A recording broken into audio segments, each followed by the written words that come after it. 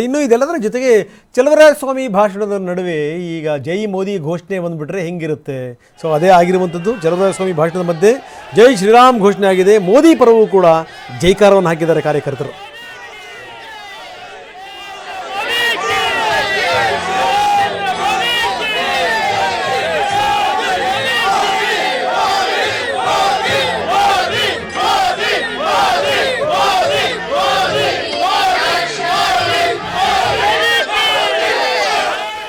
So ಯಾವಾಗ ಜೈ ಶ್ರೀರಾಮ್ ಘೋಷಣೆಗಳು ಬಂದು, ಮೋದಿ ಪರವಾಗಿ ಘೋಷಣೆಗಳು ಬಂದು, ಅದಾದ ಮೇಲೆ ಸಚಿವರು ಕಿಡಿಕಾರಿದರು.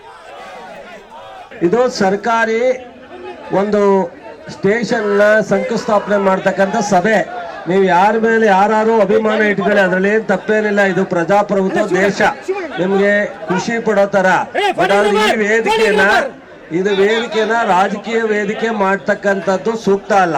ದಯಮಾಡಿ ನೀವೆಲ್ಲರೂ ಮಂಡ್ಯ ಜಿಲ್ಲೆಯ ಬಂಧುಗಳು, ದಯಮಾಡಿ ಮಂಡ್ಯದಲ್ಲಿ ಒಂದು ಯಾವುದೇ ಥರದ ನ್ಯೂಸೆನ್ಸ್ ನಡೀತಕ್ಕಂಥದಕ್ಕೆ ಅವಕಾಶ ಮಾಡ್ತಕ್ಕಂಥದ್ದು ಸೂಕ್ತ ಅಲ್ಲ. ನಿಮ್ಮೆಲ್ರಿಗೂ ವಿನಯಪೂರ್ವಕವಾಗಿ ಹೇಳ್ತೀನಿ, ಇಲ್ಲಿ ಯಾರ ಬಗ್ಗೆ ಜೈಕಾರ ಹಾಕೋದ್ರಿಂದ ಯಾರ ಹೊಟ್ಟೆನೂ ತುಂಬಲ್ಲ. ಅದು ನಿಮ್ಮ ಖುಷಿಗೆ ನೀವೇನು ಬೇಕಾದ್ರೂ ಮಾಡ್ಕೊಳ್ಳಿವ್ರಂತೆ. ಇದು ಸರ್ಕಾರಿ ಫಂಕ್ಷನ್ ಥರ ಇರುತ್ತೆ. ಅದಕ್ಕಿಂತ ಹೆಚ್ಚು ಮುಂದುವರಿಸ್ತಕ್ಕಂಥದ್ದು ಅವಶ್ಯಕತೆ ಇಲ್ಲ. ದಯಮಾಡಿ ಎಲ್ಲ ಸಮಾಧಾನಕ್ಕೆ